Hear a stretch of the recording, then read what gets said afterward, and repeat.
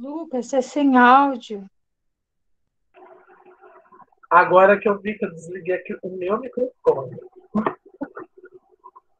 Então vamos lá, vou repetir porque foi pouquinha coisa. Boa noite, Claudineia, Daniela, Cris, Marinilza, Laura, Renata, deixa eu ver aqui mais. Eu estava falando aqui, Claudineia escreveu assim, pensei que não teria aula, né? Sempre tem. Se não tiver aula, tem um vídeo. Sempre deixo preparado um vídeo para preparar para poder passar para vocês sempre, né? Sempre eu produzo para que fique sempre com algo naquela semana. Mesmo que vocês não visualizem ao vivo, como aqui, mas sempre deixo algum tipo de vídeo, né? O vídeo, né, o meu vídeo gravado previamente, que eu tinha feito, né? Mas como na sexta-feira nós acordamos em todos nós em dar aula essa semana, então por isso que eu descartei o vídeo que é melhor. Por quê? Porque é a última semana antes da prova, né, dessa disciplina. E também ficou acordado que seria a última semana também de instruções do estágio, né? Então, por isso que até eu votei para que tivesse aula essa semana, né? Então, por isso que nós que nós teremos aula essa semana, tá bom?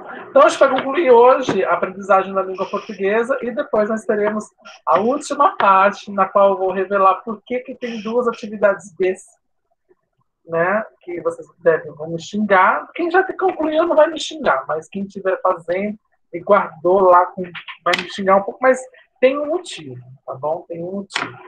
Tá bom? Boa noite, Viviane. Boa noite, Adriana. Então vamos lá. Então vamos começar com a aprendizagem da língua portuguesa. Então hoje nós vamos ver, para finalizar, o ensino da análise e da reflexão linguísticas, né? Repetindo aqui, o que é linguística, né? A linguística é aquele campo da língua, aquele campo que estuda a língua, né? Geralmente, quando nós estudamos a língua, a primeira coisa que nos remete é aquela coisa de falar corretamente, né? E necessariamente não é tão correto assim. Por quê? Porque por mais que tenha debates, pessoas falem, mas não existe todos, né? O TODXS, né? Não existe.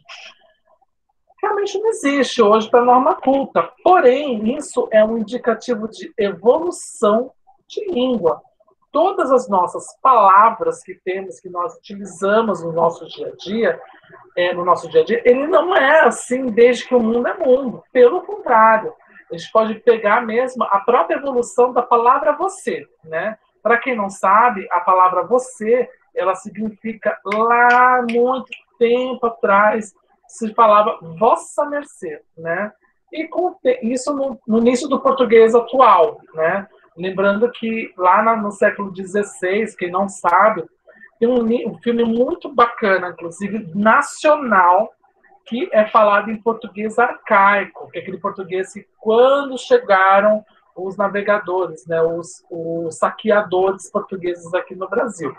Né? O nome do filme é Desmundo. Né? Ele não é um filme muito antigo, né? Um filme até que recente, até com a Simone Spoladori, né, que está nesse filme. E foi um filme que a professora no curso de letras indicou para eu assistir e é fantástico. A forma como ele é falado no português arcaico, né? A gente pode dizer que o português arcaico com o português antigo, moderno, a gente pode dizer que o que marcou essa transição foi a publicação dos Lusíadas. Por isso que os Lusíadas é tão importante em língua portuguesa, né? Porque ele marca justamente essa transição para o português moderno, que é o português que nós conhecemos hoje. Então, lá no português moderno, lá no século XVI, né? Para quem não sabe, o século XVI, as contagens em língua portuguesa de séculos começam sempre de ano 1 para o ano 0, né? Do ano 1 para o ano 0. Então, o século XVI é aquele conjunto de anos que vai de 1501 até 1600, né? Lembrando, então, que o Brasil foi descoberto no século XV, no último ano do século XV, e o português arcaico caiu em desuso justamente nos anos seguintes, né? no século XVI, entre 1501 e 1600. Né? Então, a palavra você, ela vem de vossa mercê, né? E isso era usado lá, então, 1500 e pouco, né? E com isso, ela foi se alterando ao longo do tempo, né? Como é que veio essa alteração? Justamente com as línguas sendo faladas, né? E, além disso, Portugal sofreu uma grande influência, um grande impacto da sua própria língua na sua colonização. Por quê? Porque, especialmente aqui no Brasil, que foi a maior colônia do Portugal, né? Aliás, os Lusíadas de 1572, tá? Eu vi agora aqui, coloquei aqui para pesquisar. O Portugal, por exemplo, aqui no Brasil, tinha as influências das línguas indígenas, né? E também tinha influência dos africanos, isso já nos séculos 17 para frente, né? Já ainda no século XVI, mas especialmente do século 17 para frente. Por quê? Porque quando você vai para um outro lugar, é óbvio que você não vai falar exatamente igual como um nativo daquela língua vai falar. Então, vai sofrer algumas alterações, né? E especialmente o nosso país, que é um país continental, ele é gigantesco, né? Ele é, né, gigante por sua própria natureza, né? Como nosso país tem proporções continentais, é óbvio que surgiria algumas variantes das suas palavras. Então, de tanto falar você, né? Vossa mercê, foi mudando para vós mercê, você, e até chegar você. Agora já tem até C, né? C, e até mesmo a letra C para se falar com a internet. Então, isso é ruim? Não, isso não é ruim. É pelo contrário, isso indica que a língua está em franca evolução, né? E apesar das pessoas falarem, não, mas é muito errado, dói no ouvido. Dói na vida de quem é chato. De quem é chato. Eu sou chato, então pode doer no meu ouvido. Mas assim, geralmente ela vai sofrendo, geralmente não. A língua ela vai sofrendo a própria alteração, né? Essa evolução. Um exemplo muito claro, por exemplo, numa outra língua, é a palavra você mesmo, a palavra você em inglês. Para quem não sabe, na conjugação das pessoas, né, em inglês, a gente fala I, né, eu, you, você, he, she, is, e it, né, para ele, ela, ou algo que não seja pessoa, né, um ser humano, que entra it, aí depois tem o we, né, nós, o you novamente, né, para vocês, e o they, né, they, que já é o coletivo de terceira pessoa. Por que o you repete duas vezes? Porque na própria língua inglesa não existia o pronome você no singular, né? Ou a gente falava eu, né? Ou eu falava ele, ela, né? Então nunca falava você. Então por isso que acabou se repetindo e acabou sendo também incorporado à gramática de língua inglesa. Isso mostra que é uma evolução da língua mesmo, ok? Então, isso é para você ilustrar um pouquinho o que é a linguística, né? A linguística, então, ela vai, por exemplo, dizer que quando você fala nós fomos lá, tá certo. Porque o importante é que haja um emissor da comunicação e um receptor, né? E entre eles, na comunicação, não pode haver ruído, né? Ruído é quando tem uma falha de comunicação, não um erro gramatical, mas uma falha de comunicação. Quando, por exemplo, eu chego e falo, nossa, está hot aqui, né? Digamos que ninguém. Hot não, porque hot é uma palavra que ninguém conhece. I'm starving now, né? Nossa, meninos, I'm starving now, né? Aí quem não sabe inglês vai perguntar o que o Lucas está falando, né? Por que ele falou isso? Não entendi nada. Isso é um ruído de comunicação. Quando eu falo algo e você não sabe o significado, né?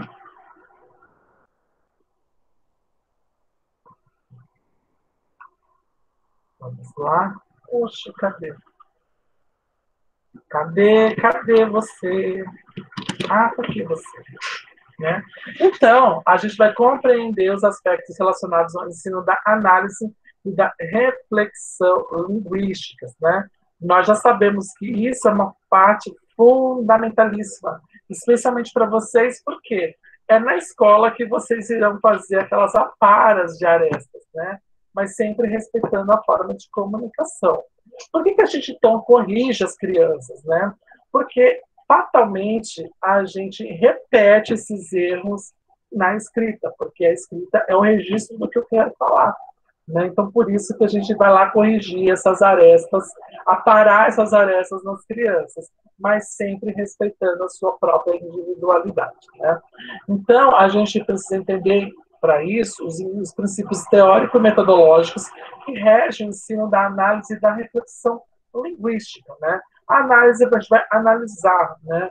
E refletir, a reflexão é fazer a reflexão. Refletir se está correto, se tem coerência, tem coesão e tudo mais, né? A gente vai fazer análise em reflexão linguística sobre os aspectos fono-ortográficos, né? Fono, né? Voz, ortográficos, na escrita, morfossemânticos, né? Morfo, vem de morfologia, forma da palavra, né? Semânticos, sentido da palavra, né? Aspectos textuais e discursivos, né?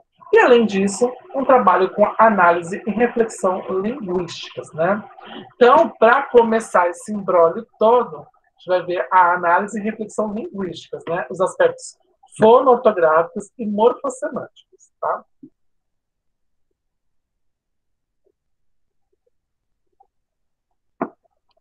Então, a primeira coisa que a gente precisa entender são os sistemas, né?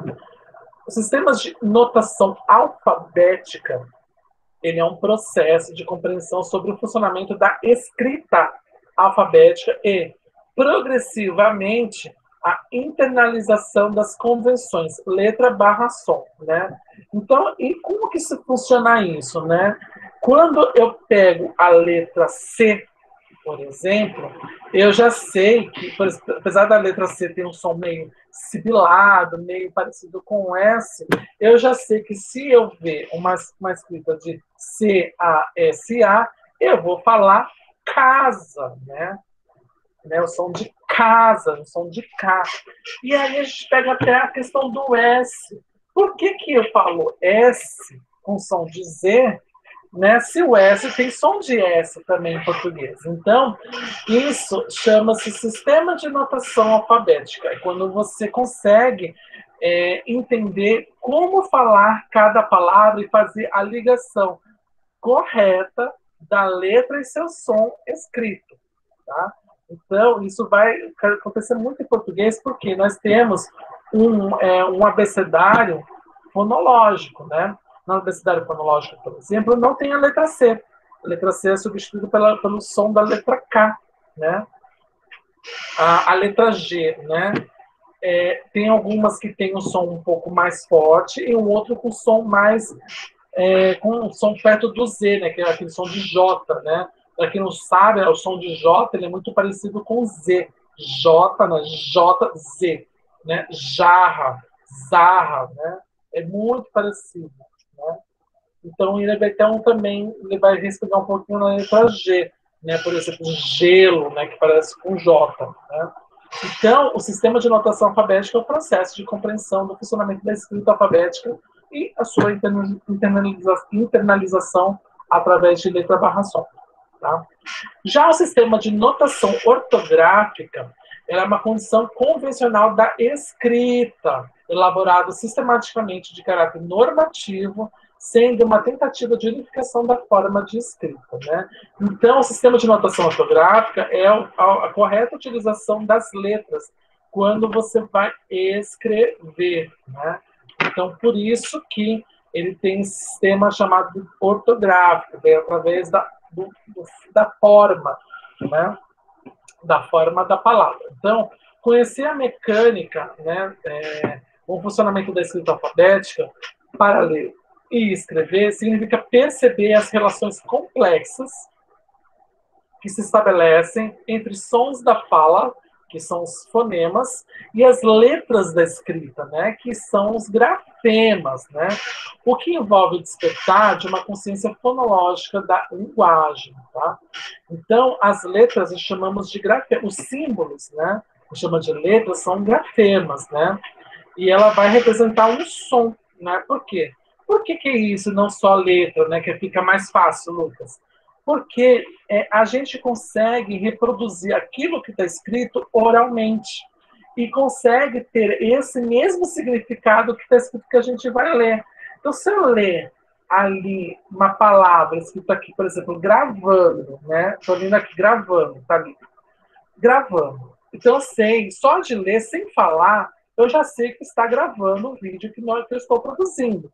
Se vocês lerem essa palavra, vocês vão conseguir entender, apenas lendo, sem falar, que está gravando, né? Que é a mesma coisa, sem olhar para lá, gente, esse vídeo está sendo gravado. Gravando, está gravando.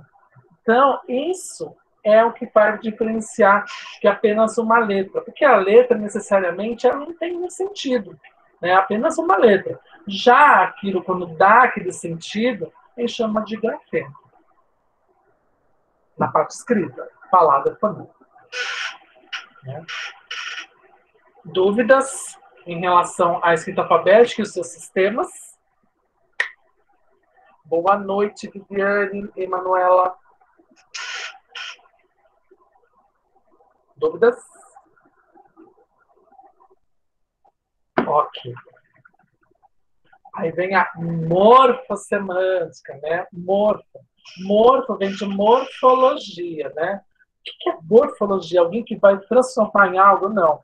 Morfologia nada mais é que as classes gramaticais. São as formas da palavra, né? E a semântica é o significado, né? Então, forma e significado da palavra. Morfossemântica, né?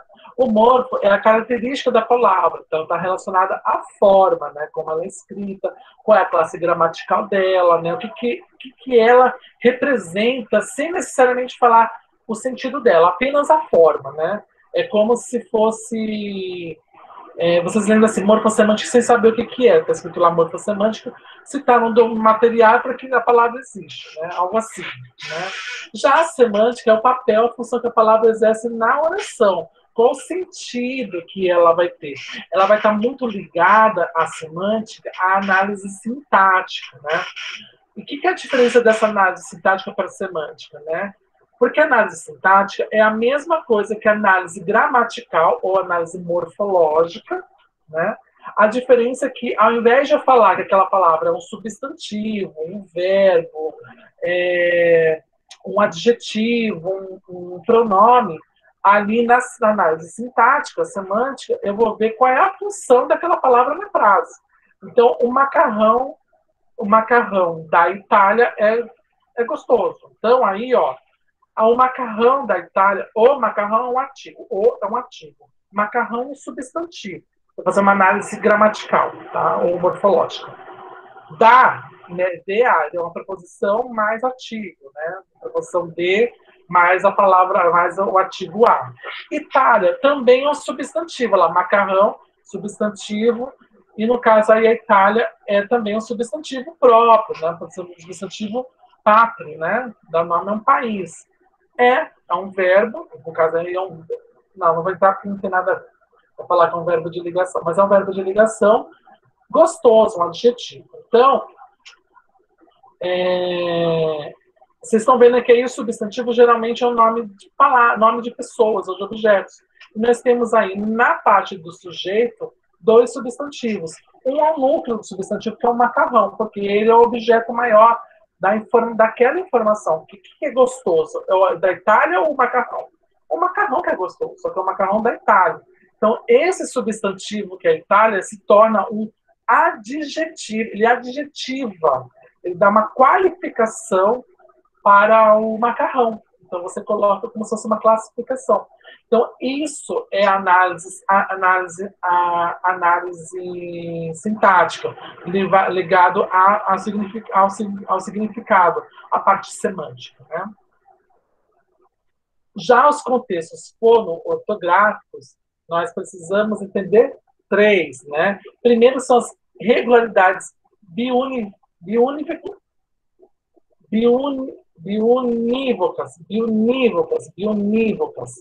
ou diretas, né?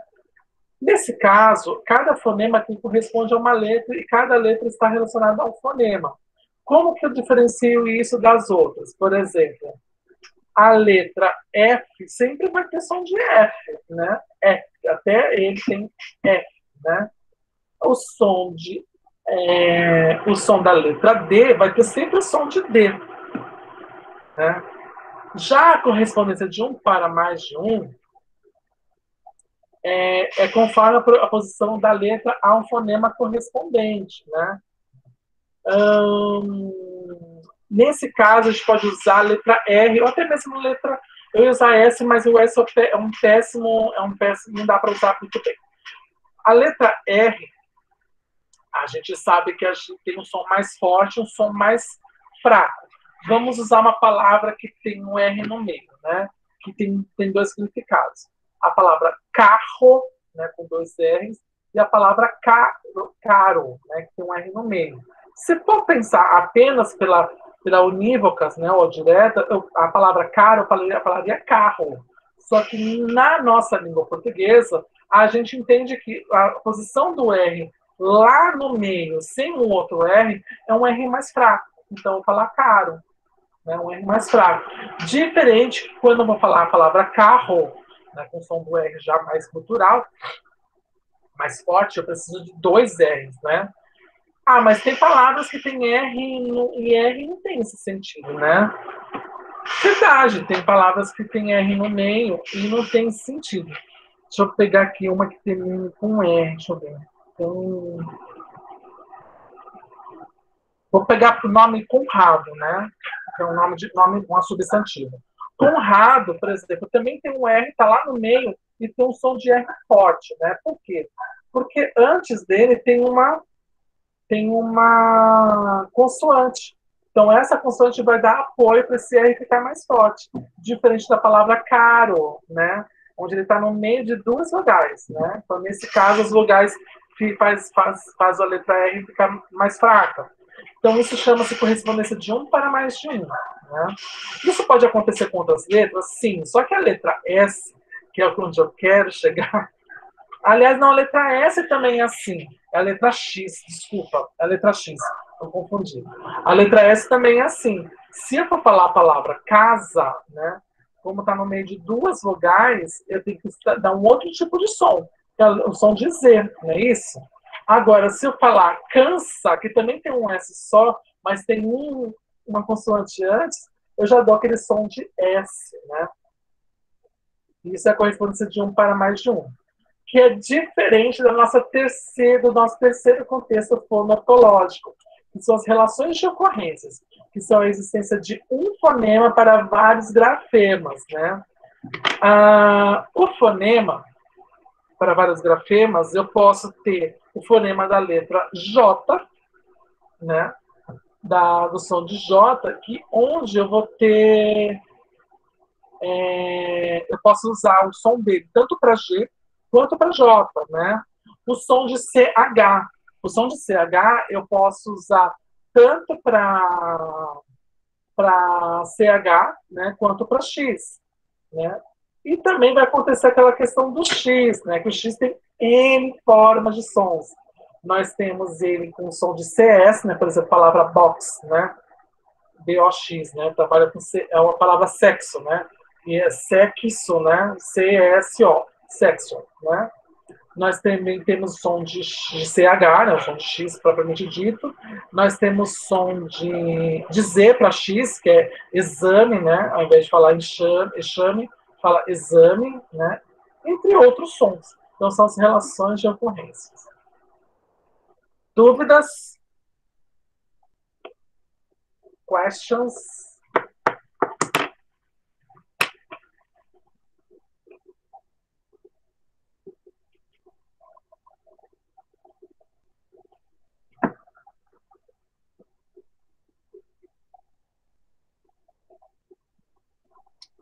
Né? A nossa língua ela é complexa, mas ela é linda. É ótima, é importante a gente dominar. Mas tem dúvidas, Cláudio?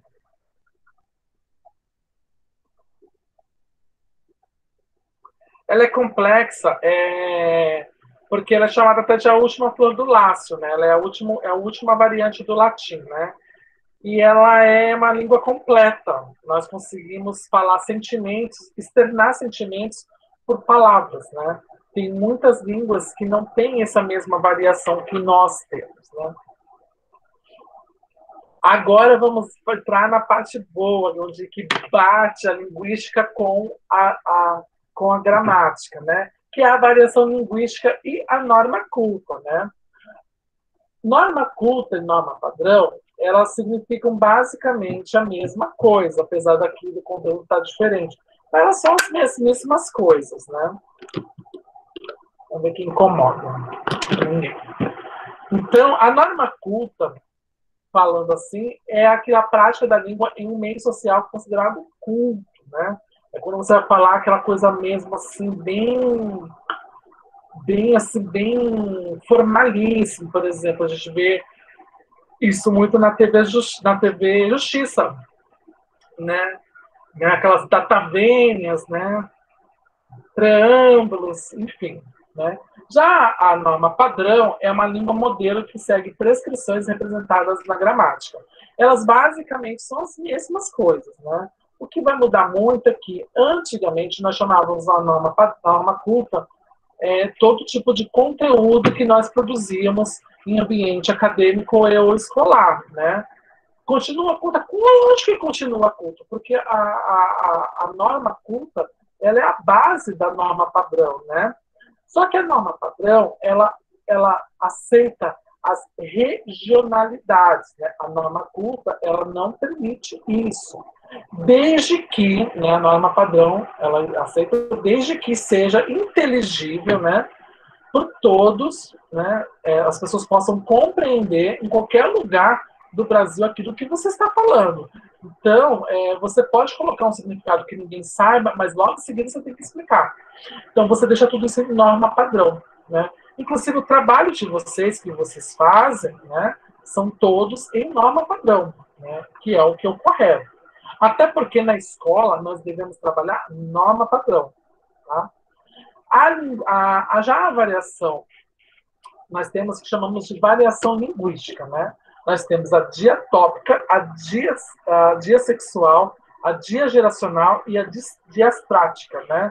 O que são essas variações linguísticas, né? As variações linguísticas, elas servem para mostrar essas regionalidades, né? E isso vai ficar mais compreensível dentro de um grupo, mesmo que pequeno, né? Pequeno em relação ao todo, mas ela vai ter uma grande quantidade, né? Então, a variação, por exemplo, diatópica, ela é relacionada ao local onde vive o falante, né? Então, ela é muito influenciada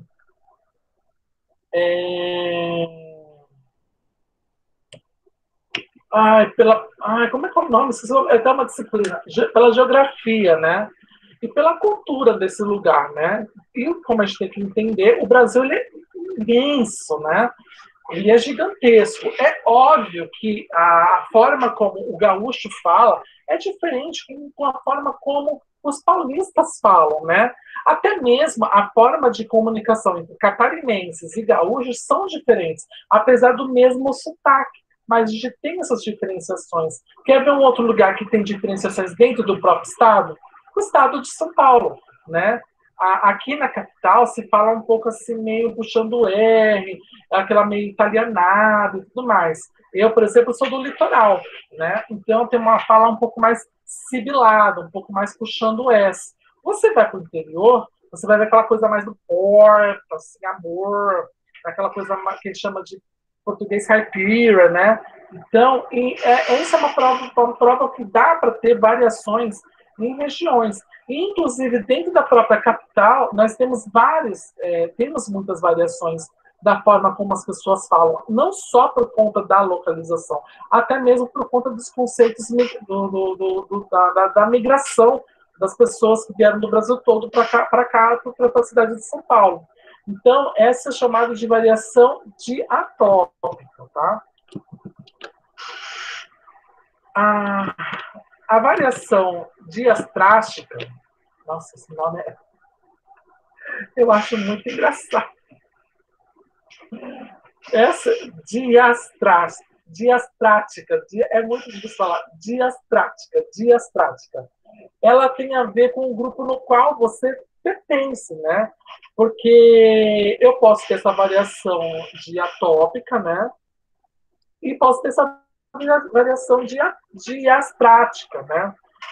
Porque ela traz muitos elementos de onde você está, mesmo dentro de um lugar que tenha bastante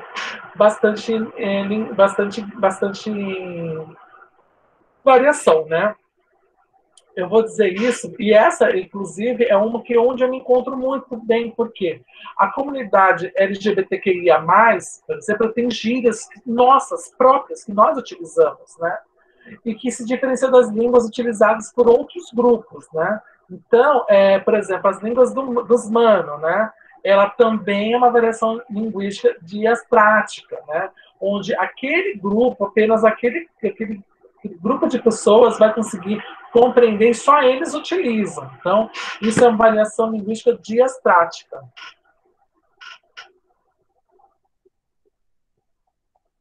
A Cláudia colocou aqui, minha família de Itures tem sotaque, né? Hoje já não falo com eles. Vocês têm dúvida dessas duas, diatópica e diastrática? Difícil falar. Diastrática.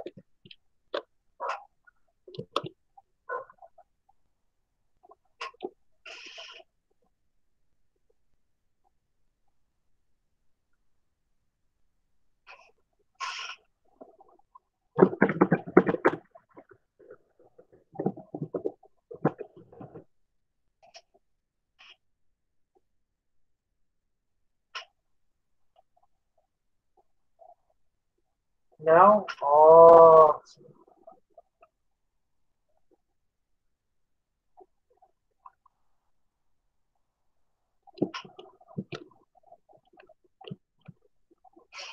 A variação linguística diageracional é uma variação entre os gêneros, né?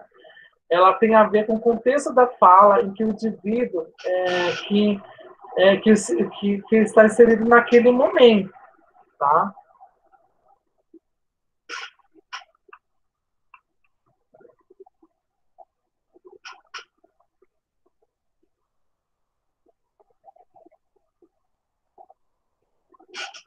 E por último, nós temos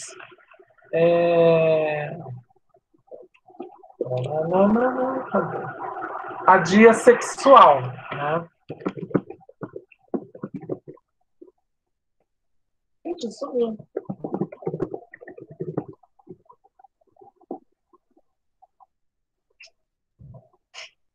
Ah, sumiu aqui. Aqui eu estava vendo, mas enfim. Mas vamos lá. A dia sexual, como o nome fala, é variação através do sexo, né? Isso a gente consegue visualizar na nossa própria língua, né? Por quê? Porque o plural, por exemplo, né, por exemplo, temos a palavra aluno. Aluno, ele tem uma versão feminina da palavra, que é aluna, né? É, Quando eu vou falar aluno mais aluna, eu vou falar alunos, os alunos, né? Nunca as alunas, né? Por quê? Porque o que é mais forte? O plural masculino, né? Então, isso é uma variável em relação ao sexo, tá? Só que, além dessas quatro, nós temos umas outras também que não foram faladas, mas que eu separei aqui para vocês, porque eu não quero deixar vocês sem todo o conteúdo completo, né? Nós temos a variação diacrônica, que é relacionada à história, né? A variação diacrônica, a gente vai ver muito daquelas palavras antigas, né? Porque conforme vai passando o tempo, as próprias palavras vão se formando, né? Vão se alterando, né? Uma forma, acho que a mais famosa que nós temos é a palavra farmácia. Por quê? A palavra farmácia, a gente ainda encontra algumas coisas com PH, né? né, farmácia, né? Hoje a gente falaria farmácia, só que antigamente PH dava o som de E, né? Esse é um exemplo da diacrônica, né? E nós temos também a diafásica, né? A diafásica, ela é o contexto da fala onde está inserido no momento, ela é situacional. Então, essa variação eu vou medir no local onde eu vou estar. E é o que a gente mais usa, né? Porque com a minha família eu falo de um jeito, com vocês eu falo outra, com os meus chefes eu falo de outra forma, com o policial eu falo de uma outra forma, e assim vai. Então, é chamada de variação diafásica, né? E nós também temos a variação, por último, a diamésica, que são as diferenças entre a língua falada e escrita, e que devem ser evidentes e respeitadas, né? Então, essas variações são chamadas de variação diamésica, ok? Dúvidas?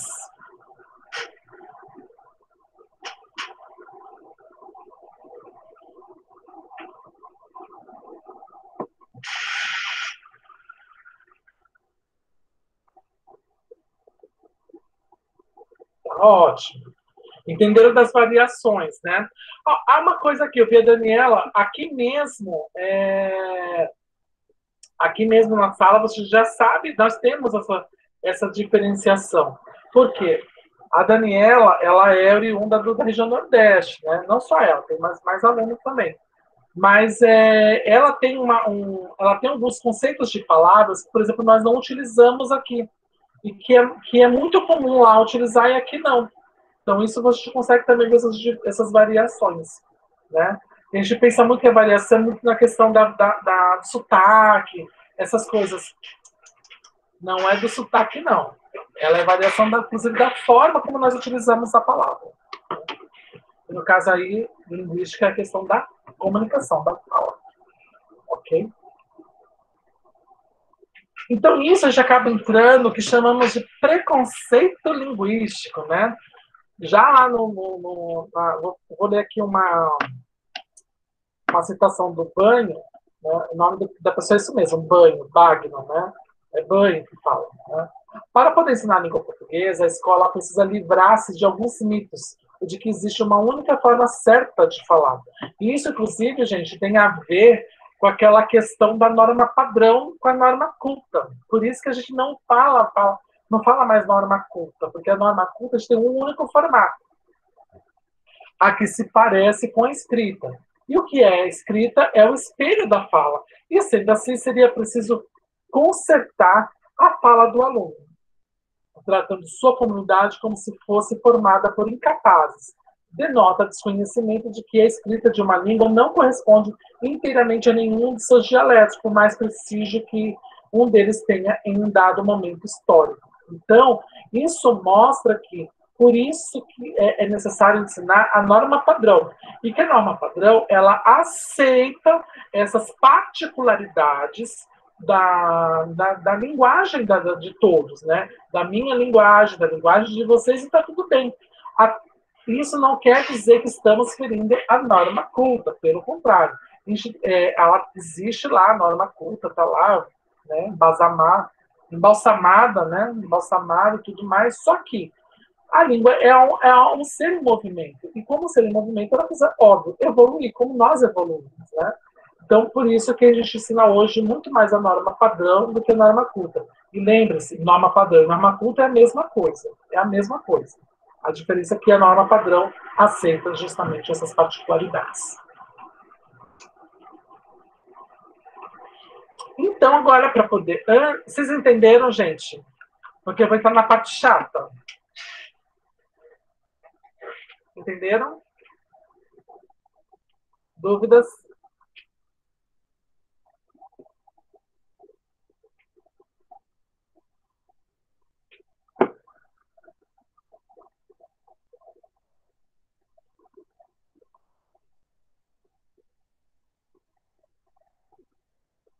Não? Me respondeu? Então vou continuar. Agora vem a parte chata. É chatinha. Análise e reflexão linguística, né? Aspectos textuais e discursivos. Então, a gente vai compreender como que é feito um texto, né? propriamente dito, né? Então, o texto, a gente vai entender algumas partes, né? Primeiro, vamos começar com o parágrafo, né? O parágrafo é uma unidade de composição constituída por um ou mais de um período e que se desenvolve determinada ideia central ou também nuclear a que se agregam outras secundárias intimamente relacionadas pelo sentido e logicamente decorrentes dela, né? Então, o parágrafo ele é um conjunto de frases ou até mesmo uma única. Eu não diria que é uma única frase, porque seria muito grande essa frase, né? Uma frase grande cansa, né? Mas é um recorte de uma ideia que tem uma explicação completa, né? Dessa ideia, né? Isso é um parágrafo, né? Por isso que quando eu falo vamos fazer um parágrafo, vamos fazer um texto, como é que eu falo? Procurem 3 ideias, né, que sejam óbvio, relacionadas e que vocês queiram trabalhar. Por quê? Porque vocês vão pegar cada parágrafo, cada uma das ideias, já temos 3 parágrafos lindos, né? Cada ideia é um parágrafo. O primeiro parágrafo vai ser a apresentação dessas 3 ideias e o último parágrafo, ou seja, 5 parágrafos todos, né? Temos os 3, o início, o parágrafo de apresentação e o último de conclusão, onde você liga todas essas 3 ideias, né, num único contexto, num único resultado. Então, por isso que esse é o parágrafo, é quando você consegue organizar uma ideia central ali para poder ser explicada. A paragrafação é um aspecto muito importante para a composição do texto, porque a ideia central agrega todos os componentes da mensagem a ser divulgada, né? E para isso, a gente temos o que chamamos de progressão, né? A progressão ela tem que ser feita de 2 formas: textual e temática, né? A textual ela é relacionada aos recursos utilizados para a articulação de informações no texto. Então, digamos que todo o texto seja sobre um único assunto. Então, vocês vão usar a progressão. A progressão é mais ou menos assim, pegar as ideias que vão se formando entre elas, né, microideias dentro dessa informação, para que você consiga realizar uma explicação do início, meio e fim, né? Início é sempre apresentação. Então, o primeiro parágrafo é sempre um parágrafo de apresentação. Os parágrafos seguintes são os parágrafos de desenvolvimento, que são os meios. E o último é a finalização, onde você faz a culminância, faz aquela apoteose da ideia, onde você vai comprovar, corroborar aquilo que você falou nos parágrafos anteriores, né? Já a temática, ela é relacionada ao assunto e à habilidade de encadear ideias de uma mesma rede de sentidos. Por isso que eu falei, do texto, quando eu dou uma sugestão, eu falo para a pessoa pegar 3 ideias, relacionadas, não nada assim. Quero falar um texto, vou falar sobre peixaria, no outro vou falar sobre indústria de sapato e no outro vou falar sobre a rosa vermelha que eu vi ali no jardim. Não, tem que ter, né, a não ser que você consiga fazer uma linearidade com essas 3 ideias, né?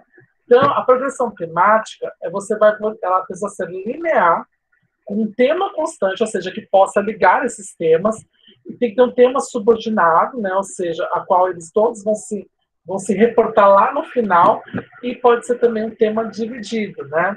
Um tema que pode dar sentidos diferentes, utilizando os 3 e que consiga ligar de um jeito ou de outro, ok? Então, essa é a progressão temática.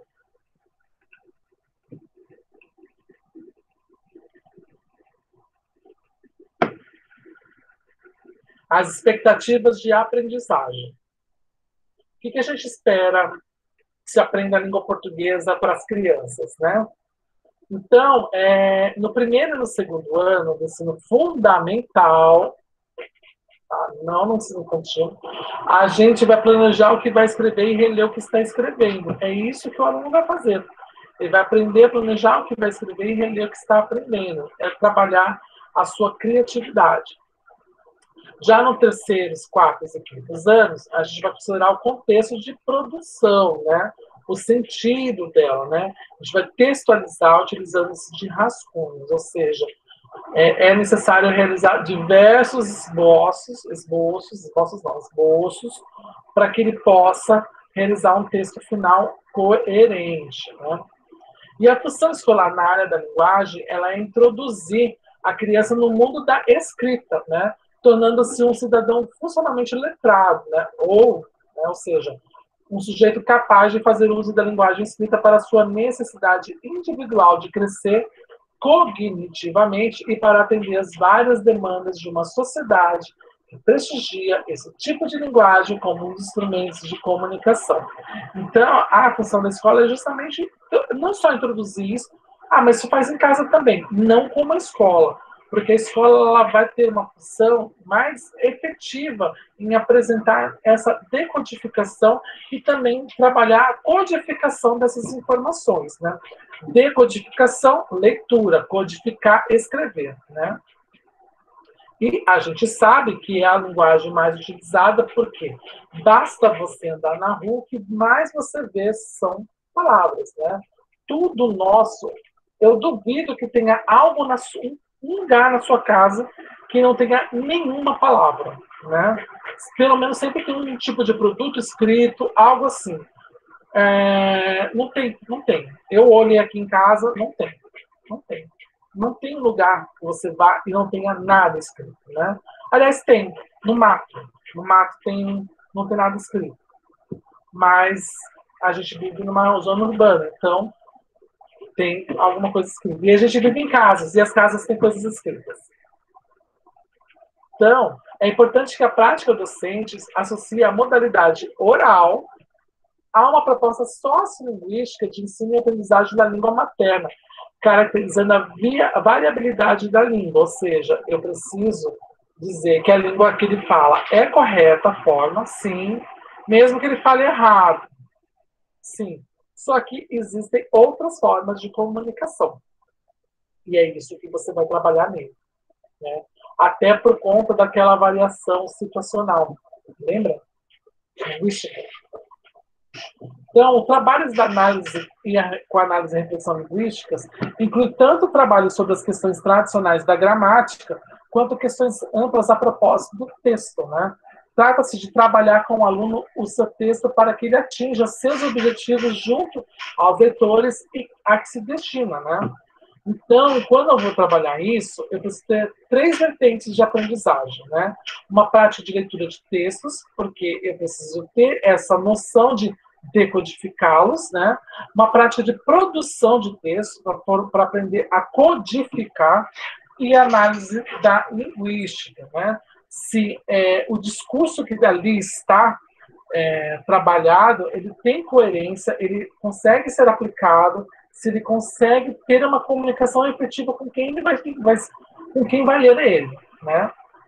Então, os materiais eles funcionam como promotores de reflexão, porque os textos eles não devem ser vistos como um fim em si mesmos, devendo estar envolvidos em práticas de reflexão que permitam aos estudantes ampliarem suas capacidades de uso de língua barra linguagem, em leitura e em produção, em suas práticas situadas de linguagem. Então, o texto, eu não preciso fazer um texto apenas por dar um texto. Não, eu preciso ter algo motriz, uma situação geradora para que ele consiga ter algum tipo de significado.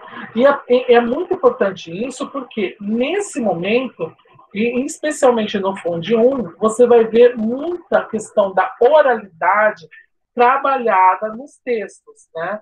E você não pode desmerecer essa oralidade, né? O que você precisa é trabalhar com a questão da variação linguística, né? Então, temos dois tipos de construção em relação à linguagem, né? Segundo os PCNs, né? A epilinguística e a metalinguística, né? A epilinguística, ela... Como posso explicar? Como posso explicar isso para vocês, a epilinguística? A metalinguística, eu sei da metalinguística muito bem para explicar, mas é uma classificação que a gente usa na didática da língua materna, né? em bibliografia de autores que referem a um tipo de atividade que é conduzente a uma reflexão sobre a língua em contexto de uso, ou seja, em situações reais de interação comunicativa. Como posso explicar isso? A hiperlinguística seria exatamente falar como de fato aconteceu, tira como se fosse uma narrativa, né? Já a metalinguística, ela é a língua de especialidade ativada nas instituições das línguas, né? É quando você consegue utilizar contextualizações para poder explicar aquilo que você está falando, né?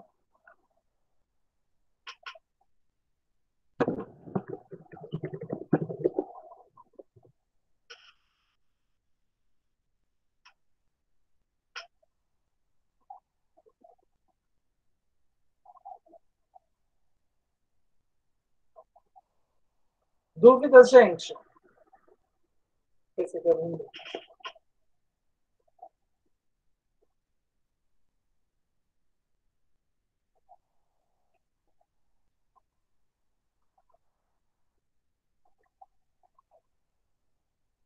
Então tá. Só reforçando, a metalinguística é quando eu uso a linguagem para explicar algo, tá? Por exemplo, eu sou o Lucas, estou usando uma camiseta vermelha, né? Adoro essa camiseta vermelha.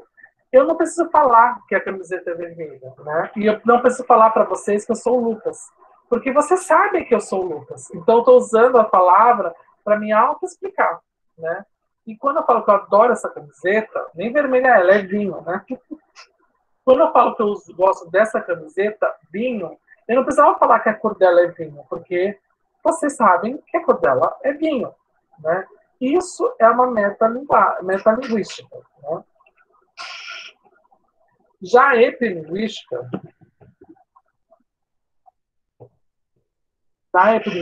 ela já é uma explicação direta de como é a atividade propriamente dita, né? É um exercício de reflexão sobre o texto lido. A gente pode explorar aquilo sobre diferentes possibilidades. Então, você vai pegar aquilo que está escrito e vai falar, né? Olha só, sabe a língua do P? Sabe a língua do P? Você já ouviu falar da língua do P, né? Falar na língua do P? Aquilo é um exercício epilinguístico, por exemplo, né?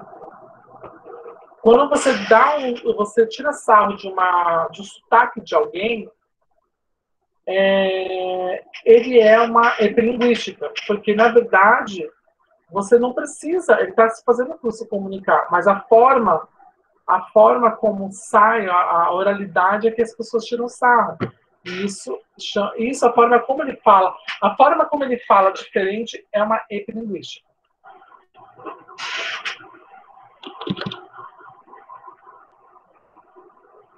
Que é uma reflexão sobre a linguagem.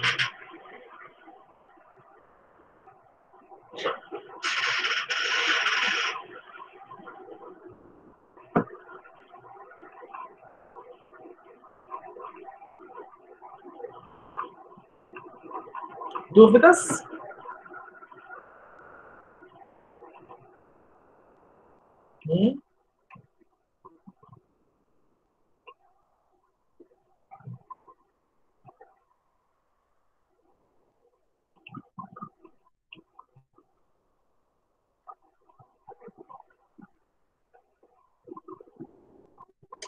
Então, a gente finaliza. Agora vai.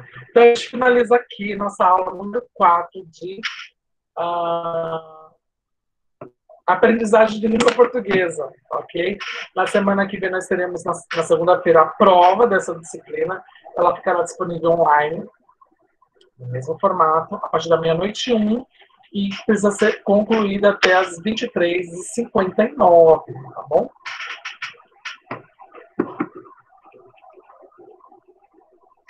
Hoje eu não vi a Elid aqui, né? Não sei bem. Tá bom? Não saio. Aliás, vou encerrar aqui a gravação e eu vou passar para o estágio, ok?